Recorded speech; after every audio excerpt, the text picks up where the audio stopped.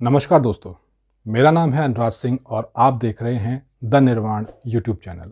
अगर आप इस चैनल पर पहली बार आए हैं तो प्लीज़ इसको सब्सक्राइब करके बेल आइकन ज़रूर प्रेस कर दें ताकि हमारी हर वीडियो की नोटिफिकेशन आपको हमेशा मिलती रहे।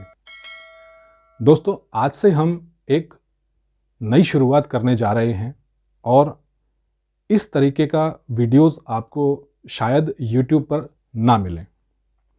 वैसे तो ज्ञान देने वाले वीडियोस बहुत सारे हैं कि हमें जीवन में ये करना चाहिए, ऐसे करना चाहिए, वैसे करना चाहिए, लेकिन एक एक जीवन को एक्सप्लेन करना, एक्सप्लोर करना और हमें ये शक्ति देना कि हम अपनी गलत परिस्थितियों से या कठिन परिस्थितियों से कैसे बाहर निकल सकते हैं, ये थोड़ा मुश्किल है।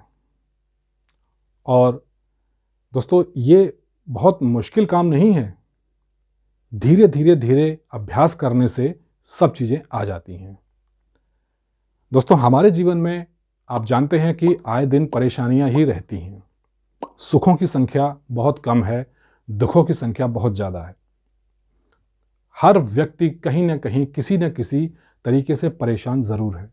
कोई अपने बच्चों से परेशान है, कोई बीवियों से परेशान है, कोई हस्बैंड से परेशान है, कोई माँ बाप से परेशान है, कोई सास ससुर से परेशान है, यानी कह सकते हैं रिलेशंस से परेशान है।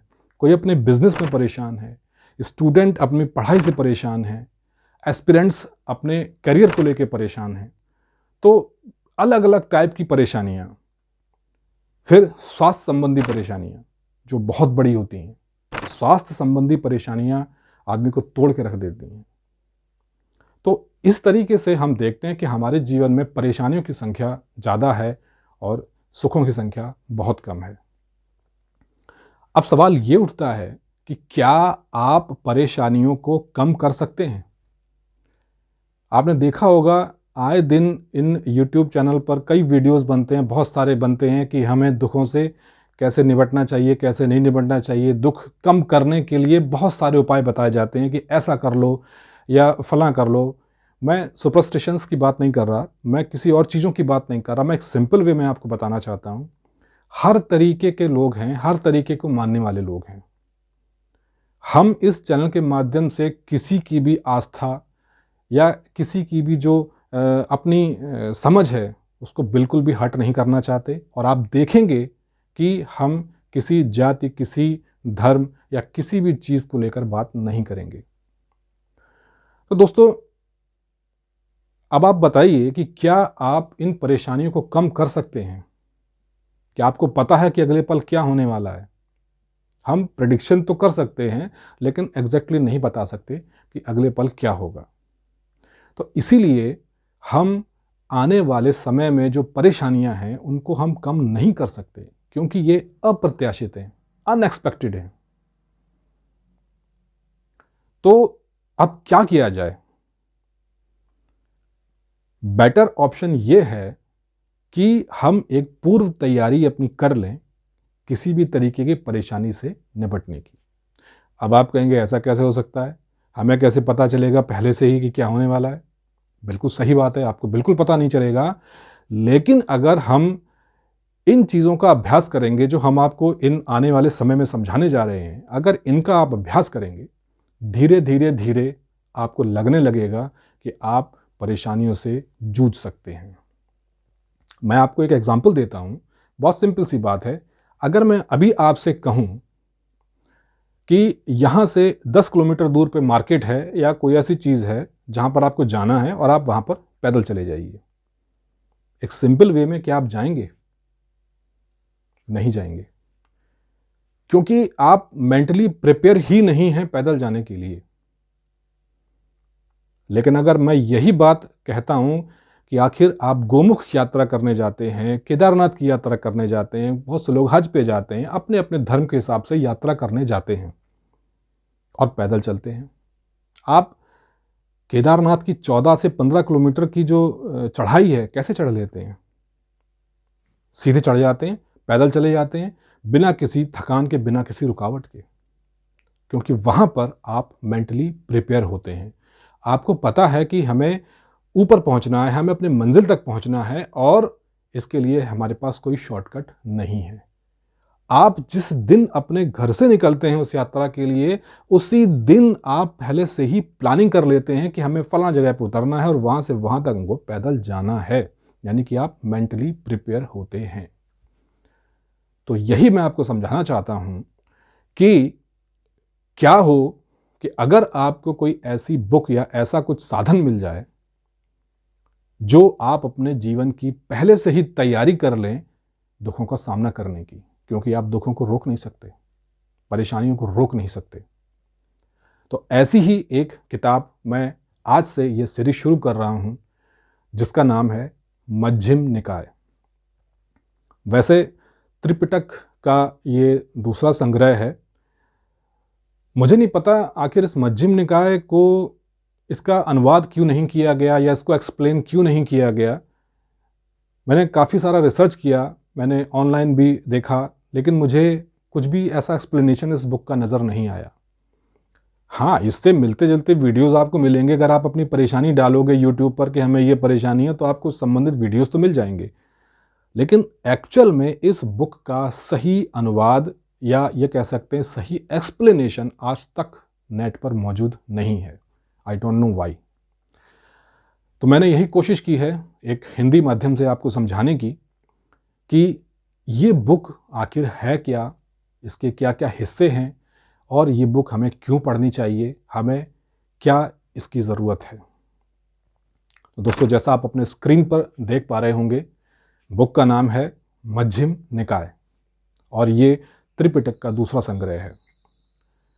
दोस्तों, पहली चीज़ ये है कि मध्यम निकाय है क्या, आखिर ये बुक किस बारे में है। ये बुक है हमारे जीवन जीने की शैली के बारे में। जी हाँ, जीवन जीने की शैली। देखिए, जीवन जीना भी एक कला है। ऐसा नहीं है कि आप पैदा होते हैं, अपना नॉर्मल काम करते हैं और चले जाते हैं, दुनिया से अलविदा कह जाते हैं, तो ये जीवन जीना नहीं है। क्योंकि जीवन तो एक पशु भी जीते हैं, जीवन तो हमारे जो कीड़े मकोड़े हैं वो भी जीते हैं, सब अपना अपना पार्ट अदा करते हैं। तो आखिर हम इसका पालन क्यों करें, क्या ज़रूरत है हमें इस चीज़ की। दोस्तों, हमें इंसान शायद इसीलिए बनाया गया है क्योंकि शायद हमारा आईक्यू लेवल दूसरे लोगों से ज़्यादा होता है और जो तरक्की हम लोगों ने की है वो किसी और पशु ने नहीं की है। तो इसीलिए जब हम डेवलपमेंट की ओर आगे बढ़ रहे हैं, जैसे जैसे हमारा जो कंट्री है या हमारा वर्ल्ड डेवलप होता चला जा रहा है, विकसित होता चला जा रहा है, आप देख रहे होंगे कि वैसे वैसे समस्याएं बढ़ती चली जा रही हैं। हमारे जो बुज़ुर्ग हैं उन्होंने अपनी ज़िंदगी बहुत अच्छी जी है, लेकिन अगर आप उनसे पूछोगे तो वो भी कहेंगे कि नहीं नहीं, ऐसा नहीं है, हमारे समय में अलग समस्याएं थीं। सही बात है, उनके समय में अलग समस्याएं थीं और आज के समय में अलग समस्याएं। तो समस्याएं कभी ख़त्म नहीं होंगी। बेटर ऑप्शन है कि हम ऐसे बुक्स को एक्सप्लेन करें, ऐसे बुक्स को एक्सप्लोर करें जो हमें जीवन जीना सिखाएं। सवाल ये उठता है कि जीवन जीना एक शैली है, एक कला है, ये बात सही है और इस पर ढेरों वीडियोस हैं, ढेरों कई सारे टेक्स्ट आपको मौजूद हैं। तो मध्यम निकाय में ऐसा क्या खास है। दोस्तों, मध्यम निकाय में खास बात ये है, इसको सिर्फ इसलिए पढ़ना नहीं चाहिए कि सिर्फ ये बुक है, ये पूरे जीवन का निचोड़ है। एक एक आदमी, एक एक व्यक्ति के लिए ये बुक लिखी गई है। ऐसा नहीं है कि हम हिंदू हैं या मुस्लिम हैं या सिख हैं या कोई ईसाई है, कुछ भी हैं, किसी भी धर्म को हम बिलोंग करते हैं, किसी भी जाति को बिलोंग करते हैं, इसका उस चीज़ से बिल्कुल कोई संबंध नहीं है।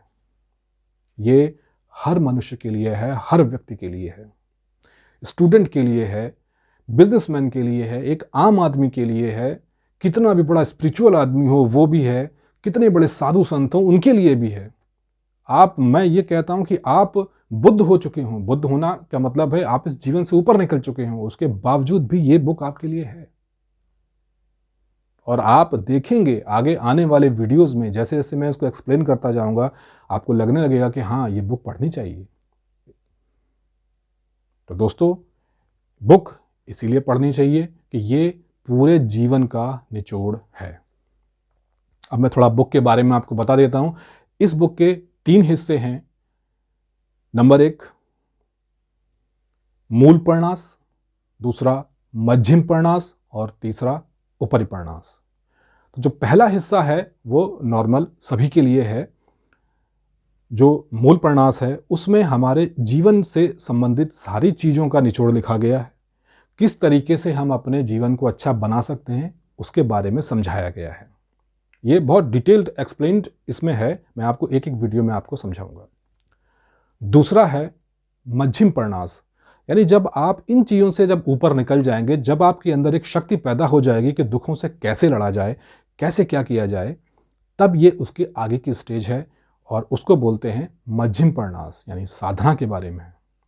साधना, विपश्यना, मेडिटेशंस, ये सारी चीज़ें इसमें समझाई गई हैं। अब आप समझ सकते हैं कि दुखों का सामना करने के बाद हम इस काबिल बनते हैं कि हम साधना में लीन हो सकें। जबकि नॉर्मली हम क्या करते हैं, हम पहले दिन से ही साधना शुरू कर देते हैं। ऐसा नहीं है दोस्तों, पहले दिन से ही साधना शुरू नहीं की जा सकती। हमें साधना करने के लिए तैयार होना पड़ता है और उस तैयारी को समझाता है हमारा मूल प्रणास। अब जब आप दूसरी स्टेज पे पहुंच जाएंगे तो आप साधना करना सीखेंगे। साधना का मतलब ऐसा नहीं होता है कि आप धुनी रमा के बैठ गए और आंखें बंद कर ली, ये साधना नहीं है। साधना किसी भी सब्जेक्ट की हो सकती है, साधना किसी भी चीज़ की हो सकती है, यानी कि अपने सब्जेक्ट में परफेक्शन लाना, इसको कहते हैं साधना। मैं एक आपको एग्जाम्पल दूँ, जैसे कि किसी भी चीज़ में आप लगे रहते हैं, जैसे कि कोई कलाकार है, एक लेखक है, कोई सिंगर है, या मान लो कोई पढ़ने वाला व्यक्ति है, स्टूडेंट है, वो कैसे बनता है, आगे कैसे बढ़ता है, लगातार प्रयास करते करते करते पहले वो पढ़ने की आदत डालता है।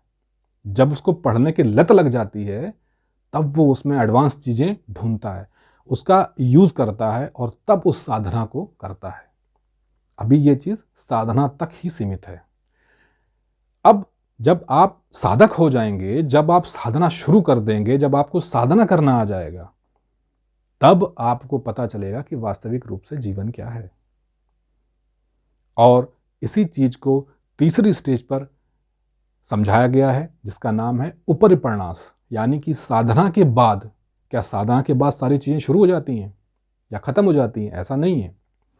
जब आप साधक हो जाते हैं, जब आप साधना संपूर्ण कर लेते हैं, जब आपको चीजें समझ में आने लगती हैं, जब आप एक ऊपर की दृष्टि से, यानी कि नॉर्मल लोगों से हटके जब दूसरों को देखने लगते हैं, दुनिया को देखने लगते हैं, तब आप इस काबिल बन पाते हैं कि आप उपरि प्रणास को पढ़ सकें।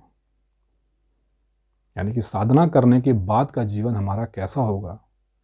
बिल्कुल शांत जीवन हो जाता है। और जब आप उपरि प्रणास पढ़ लेंगे, यानी कि उसको फॉलो कर लेंगे, तो वो फिर जीवन से कहते हैं कि विरक्त हो जाते हैं, निर्वाण की ओर चले जाते हैं। तो दोस्तों, ये जो मध्यम निकाय बुक है ये इसी बारे में है और ये एक एक इसमें चीज़ें समझाई गई हैं। इसमें 152 सूत्रों का संग्रह है। सुत्त पाली भाषा का शब्द है।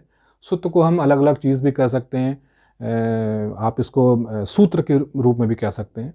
जैसे कि दोहा होता है, सोरठा, चौपाई वगैरह जो एक एक चीज़ होती है, इसी तरीके से हम पाली भाषा में सुत्त शब्द का इस्तेमाल करते हैं। तो सुत्त 152 सूत्रों का संग्रह है ये मध्यम निकाय, और हम आज से एक एक सूत्र को पूरे डिटेल में समझेंगे, हर व्यक्ति के रूप के लिए समझेंगे। ऐसा नहीं है कि हम बस खाली आप परेशान हैं तो ही इसको पढ़ना चाहिए, ऐसा नहीं है।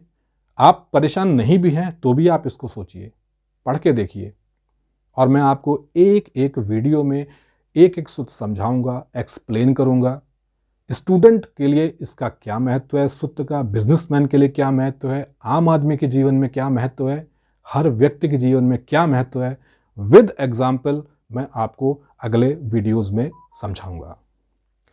तो दोस्तों, हमारे चैनल से आप जुड़े रहें और लगातार इसी चीज़ में आप आगे बढ़ें, जीवन जीने की शैली को अच्छा करें, अपने जीवन को अच्छा करें। इसी कामना के साथ, इसी इच्छा के साथ, इसी तमन्ना के साथ मैं ये वीडियो समाप्त करता हूँ, और हम मिलेंगे आपको अब अगले वीडियो में, जिसमें हमने एक्सप्लेन किया है सूत्र 1 के बारे में। और हाँ, एक चीज़ खास, बीच बीच में मैं हर वीडियो के आखिरी में, 2-3 वीडियो में या हर वीडियो में आखिरी में मैं आपको एक एक्सरसाइज भी बताऊंगा बोनस के रूप में, और आप उस एक्सरसाइज को करके देखिएगा, आपको शांति और सुख का अनुभव होगा।